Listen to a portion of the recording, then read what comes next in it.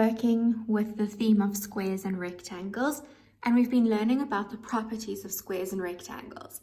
Before we can move on to the next section, we need to just recap these properties. So over here, I have a square and I have a rectangle. We know that a square has 4 right angles. We also know that all sides are equal in length, and we also know that opposite sides are parallel, which means that this side and this side are parallel. Parallel means the lines go in the same direction, and this side and this side are parallel because they both go in that direction. When we look at a rectangle, we know that we also have 4 right angles. We know that opposite sides are equal because this side is equal in length to this side, and this side is equal in length to this side.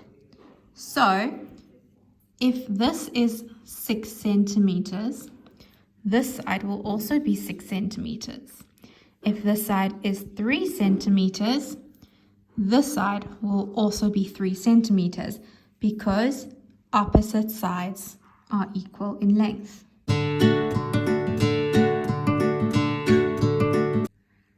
Now that we know the properties of a rectangle and a square, we can use our knowledge to find the missing angle. Now we know that any corner of a rectangle is a right angle, and a right angle is equal to 90 degrees.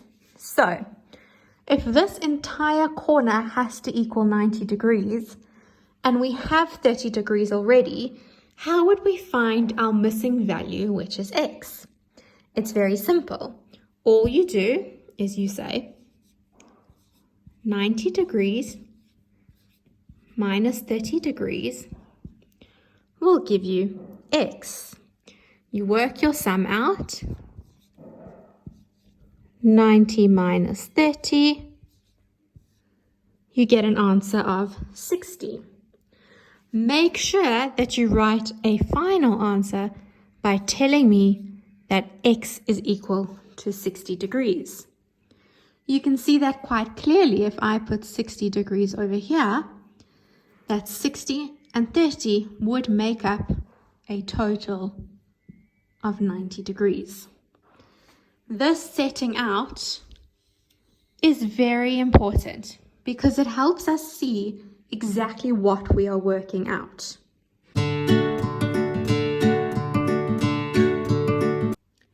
Let's look at another example. In this rectangle, we have 25 degrees and we have P. We know that a rectangle has every corner being 90 degrees. That means that to find P, you have to use what the corner should be, subtract what you have, and your answer, the leftover, will tell you what P is. So to set this out, we are going to write P equals 90 degrees minus 25 degrees. We then do a sum. 0 minus 5 you cannot do, so we borrow from our 9. 10 minus 5 will give us 5. 8 minus 2 is 6. We're left with 65. That means the value of P is 65 degrees.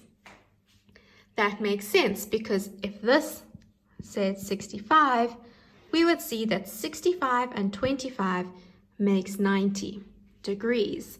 Please look at the setting out of this. It's very important that you set this out how I have set it out on the board so that it looks neat, tidy, and that you know where your working out is for every single question.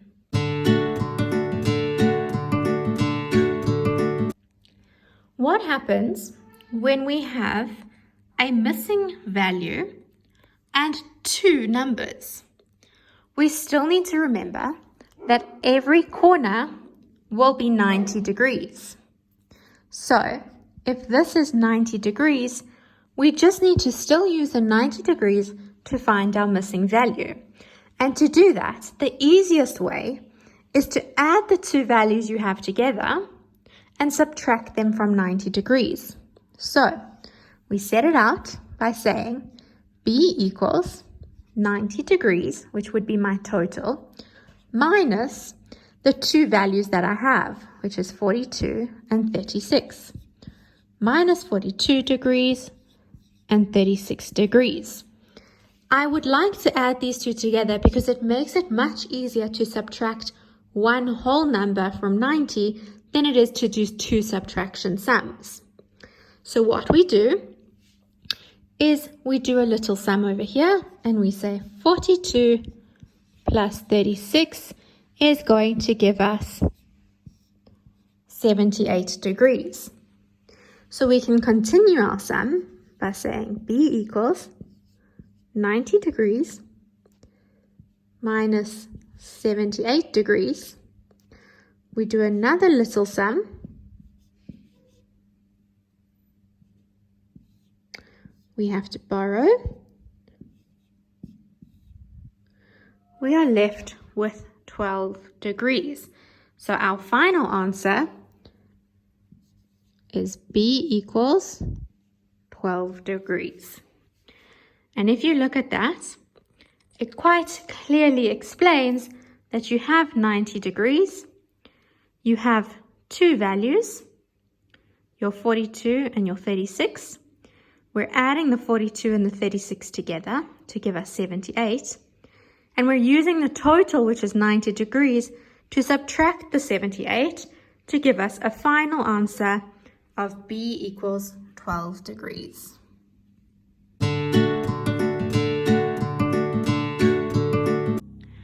Let's look at this example on page 101 in the workbook. Find the unknown marked angles in the squares and rectangles. MNOP is a rectangle. Find angle A. It's important that they've told us what shape it is because that means that each corner is actually 90 degrees.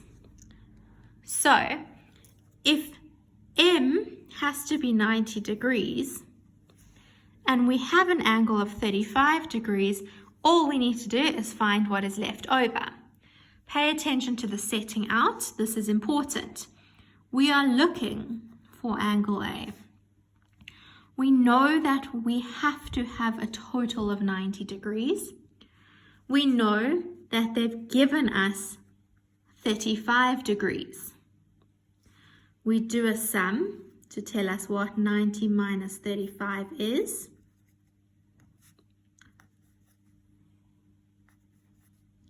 We get an answer of 55 degrees. We need to finish off our sum with a closing sentence, which tells us that A equals 55 degrees. Once we've done that, we can even go and fill it in on the shape and show that A is in fact 55 degrees. Let's look at one that's a little bit more complicated because it doesn't necessarily look like a right angle, but this actually is a right angle. If you had to just rotate the book, you would see that it's actually a square. And a square is a right angle. Well, it has 4 right angles. So if they've given you 22 and they've given you 39, we know that angle C is 90 degrees. How do we find what angle M is? Like we said previously, because we have two values, the easiest way is to add your two values together and then subtract them from 90 degrees. So we set it out by saying angle M equals 90 degrees minus your two values added together. We do a quick sum to tell us what 22 plus 39 is going to give us. 2 plus 9 is 11, we carry the 1. 2 plus 1 is 3, plus 3 is 61.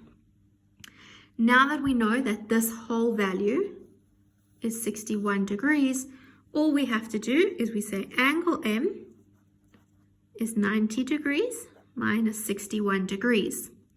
90 minus 60 is 30, minus 1 is 29.